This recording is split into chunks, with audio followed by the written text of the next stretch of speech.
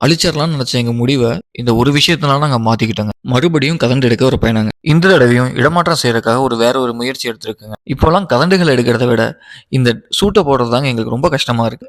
கதண்டு தென்னை மட்டையில 20 அடிக்கு மேல இருந்தனால சேஃபா எடுக்கிறதுல கஷ்டமா இருக்கறனால சரி அழிச்சிடலாங்கிற முடிவுக்கு வந்தோங்க. அதனால நம்ம போல்ல பந்தத்த கட்டுனோம். அதுக்கப்புறம் தான் கவனிச்சேங்க. தென்னை மரத்துல நெறைய மட்டைகள் பார்த்தீங்கன்னா, காஞ்சு போய் இருந்துச்சு. ஒரு சின்ன தவறு பண்ணியிருந்தாலுமே, மொத்த மரமும் கொழுந்து விட்டு எரிஞ்சிருக்குங்க. அதனாலயே என்னமோ எங்க மனச மாத்திட்டு, அது எடுக்கிறது என்னங்கிறதுக்கு வழி கண்டுபிடிச்சோம். கூடு 20 அடியில இருந்தனால, நம்ம மட்டைய ஒரு புறமா லைட்டா வெட்டி விட்டோங்க. அப்பனா தான் நம்மளால எடுக்க முடியும் அப்டின்ட்டு. அதுக்கப்புறம் நம்மகிட்ட இருக்க ஏணிய போட்டு மேல ஏறி கூட்டுக்கிட்ட போயிட்டோங்க. முதல்ல நாங்க வலைய வச்சு பிடிச்சிடலாம் அப்டின்னு தான் பார்த்தோம். அதுவும் கொஞ்சம் சாத்தியம் இல்லாம போயிடுச்சுங்க. அதனால நம்ம கூட்ட வெட்டி எடுத்துட்டோம். நம்ம வெட்டுனப்ப வெளியில போன கதண்டுகள்ல திருப்பி கூட்டுக்கு வர வரையும் 1/2 மணி நேரம் காத்திருந்தோம். என் கையில பார்த்தீங்கன்னா, எந்த சேதாரமும் இல்லாம முழு கூடும் இருக்குங்க. இந்த முயற்சினால பார்த்தீங்கன்னா, மரத்துலயும் தீயிலேருந்து காப்பாத்திட்டோங்க. கதண்டு கூடும் முழுசா எடுத்துட்டோங்க.